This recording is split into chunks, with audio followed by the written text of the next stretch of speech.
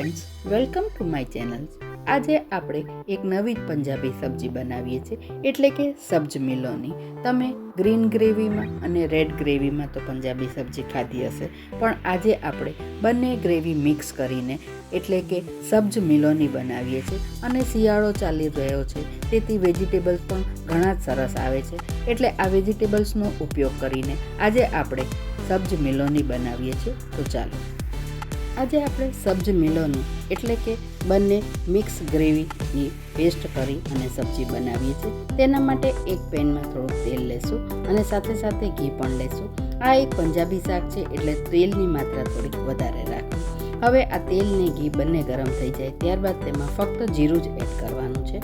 હવે આ જીરું તતળી જાય ત્યારબાદ તેમાં હળદર નાખશું. આ શાકમાં હળદરની માત્રા બહુ ઓછી જ રાખવાની છે.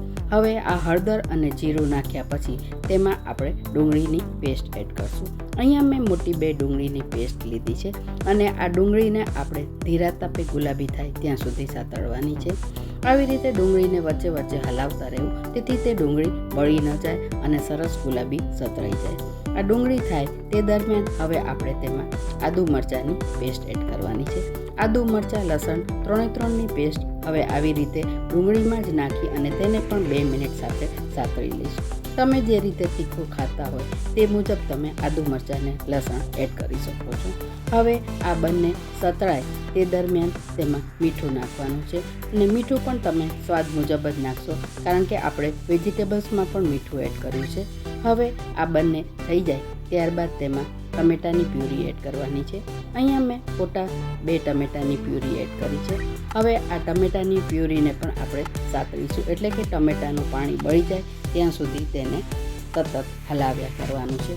હવે આપણી આ પ્યુરી રેડી થઈ ગઈ છે, એટલે કે હજી થોડુંક તેલ છૂટું પડે ત્યાં સુધી તેને થવા દઈશું અને તે થોડોક મીડિયમ ટુ ફાસ્ટ ગેસ ઉપર જ કરવાની છે, એટલે કે તે બહુ બળે પણ નહીં અને ધીરા તાપે સરસ તેલ છૂટું પડી જાય.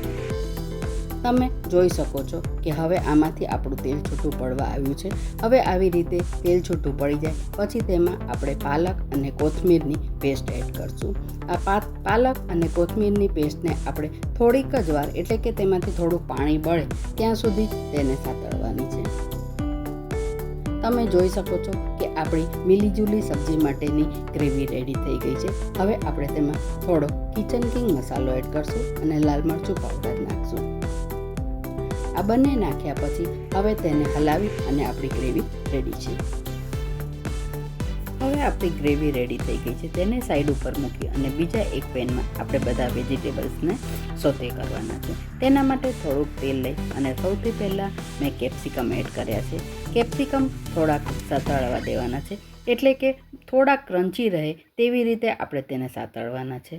અહીંયા મારી પાસે ગ્રીન કેપ્સિકમ હતા. જો તમારી પાસે બધા કેપ્સિકમ હોય તો તમે કલરના કેપ્સિકમ આમાં લઈ શકો છો.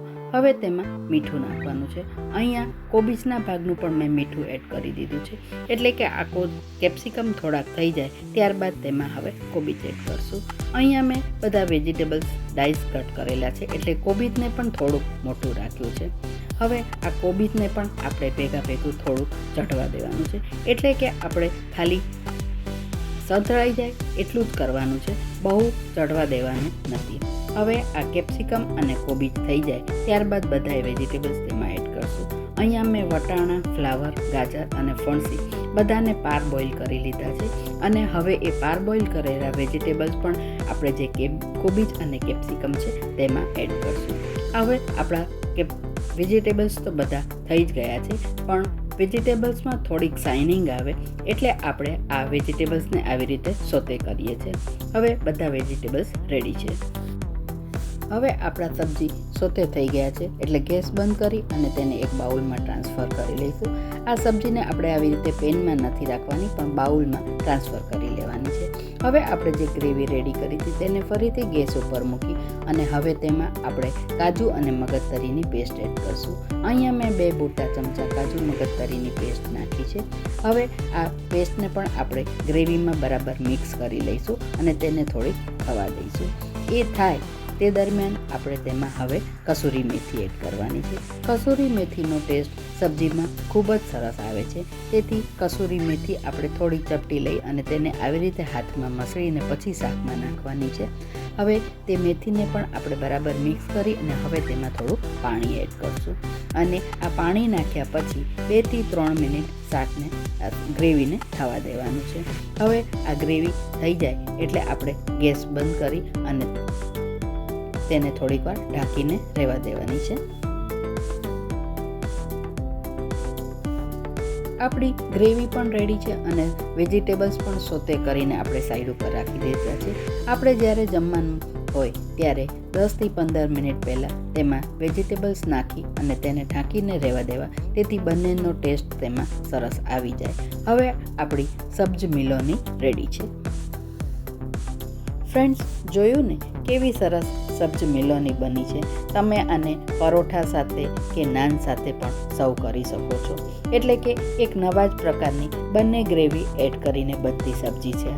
તમે પણ જરૂરથી આ સબ્જી બનાવો છો અને ઘરનાઓને પસંદ પડી કે નહીં તે મને જરૂરથી કોમેન્ટ બોક્સમાં લખજો. તો રેડી છે આપણી સબ્જ મિલોની. ફ્રેન્ડ્સ, આ પહેલાં આપે મારી જો ચેનલને સબસ્ક્રાઈબ ન કર્યો તો જરૂરથી કરી લેજો, તેથી આવા જ અવનવા વિડીયો જોવા મળતા રહે.